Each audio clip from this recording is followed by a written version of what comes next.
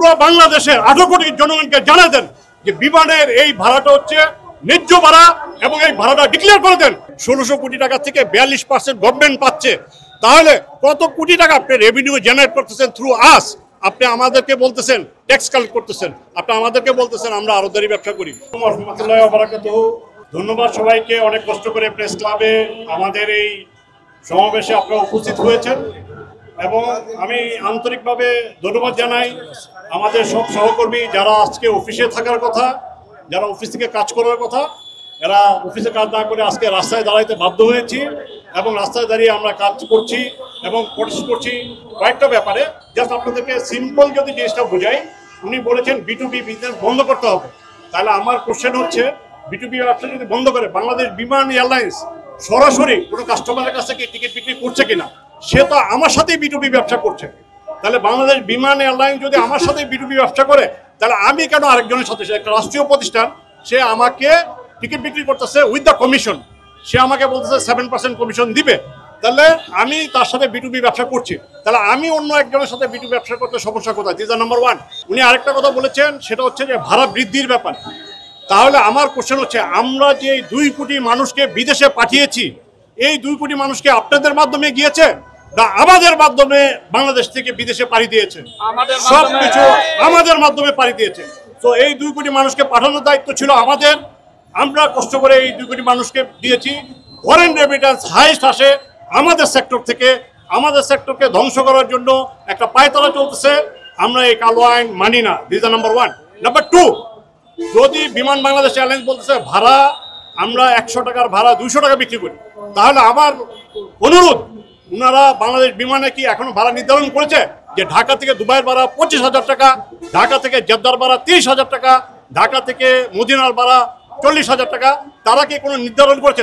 তারা কেন নির্ধারণ করে দেয় না? তারা কেন 92,000 টাকা টিকিট বিক্রি করে? তারা কেন লোকদেরকে ঠকায়? তাহলে আপনি ফিক্স করে দেন, পুরো বাংলাদেশের 18 কোটি জনগণকে জানিয়ে দেন যে বিমানের এই ভাড়াটা হচ্ছে ন্যায্য ভাড়া এবং এই ভাড়াটা ডিক্লেয়ার করে দেন, ফিক্সড করে দেন যে এই ভাড়ার উপরে কোনো ট্রাভেল এজেন্সি 1 টাকাও বিক্রি করতে পারবে না। এবং আমি কমিট করতেছি, বাংলাদেশে কোনো ট্রাভেল এজেন্সি তার চাইতে 1 টাকা বেশি তো বিক্রি করবেন না। অতএব আপনি বিমান বাংলাদেশ এয়ারলাইন্স আপনি আগে ভাড়া নির্ধারণ করে আমার থেকে ফিক্স করে দেন, তাহলে তো আপনি বলতেছেন যে ভাড়া বৃদ্ধি করে বা কালোবাজারি করে আদার্স কিছু করে, সেটা তো করতেই পারবে না। কারণ জনগণ জানবে যে ঢাকা থেকে দুবাইয়ের ভাড়া 25,000 টাকা, রাইট? যদি তারা বলে যে 25,000 টাকা, তাহলে আমি তো আর তার কাছে 30,000 টাকা চাইতে পারবো না। তোদের তারা ভাড়া নির্ধারণ করে দেখ, বিমান বাংলাদেশ এয়ারলাইন্স আমাদের সাথে ব্যবসা করে, আমরা আরেকজনের সাথে ব্যবসা করব। প্রত্যেকটা এয়ারলাইন্স সারা পৃথিবীতে আপনারা গুগলে সার্চ করেন, পৃথিবীর এমন কোনো দেশ নাই যে B2B ব্যবসা ট্রাভেল এজেন্সি পরিচালনা করে না। যদি B2B গ্লোবালি চলতে পারে সারা পৃথিবীতে, গুগলে সার্চ দেন, আমি মিথ্যা কথা বলতেছি না, যদি সারা পৃথিবীতে চলতে পারে তাহলে বাংলাদেশে কেন চলবে না? সেটা হচ্ছে আমার কোশ্চেন। নাম্বার 3, আপনি যে বললেন আমাদেরকে ডিসরেসপেক্ট করে যে আমরা মজুতদারি বা আউটদারি করতে পারি না, আপনার জ্ঞাতার্থে জানাই এয়ারলাইন্সের ব্যবসা বাংলাদেশের এবং সারা পৃথিবীর সবচাইতে সফিস্টিকেটেড বিজনেস। এটা আড়তদারি ব্যবসা না। আপনি এই ধরনের কথা বলতে পারেন না, আপনি আমাদেরকে হেয় করতে পারেন না। যেহেতু আমরা এয়ারলাইন্স রিলেটেড বিজনেস করি, we are the most sophisticated business in the operation in Bangladesh and globally we are the very recognised company. সারা পৃথিবীতে যতগুলি ট্রাভেল এজেন্সি আছে আপনি খেয়াল করে দেখেন, প্রত্যেকেই নিবন্ধিত, সিভিল এভিয়েশন থেকে নিবন্ধিত, ট্রেড লাইসেন্স নিয়ে নিবন্ধিত।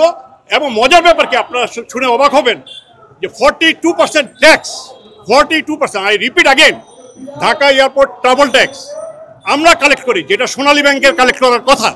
ঢাকা এয়ারপোর্টে একটা কাস্টমার ট্রাভেল করার সময় তার যে 975 টাকা কালেক্ট করি, সেটা আমরা কালেক্ট করে গভর্নমেন্টকে পে করি।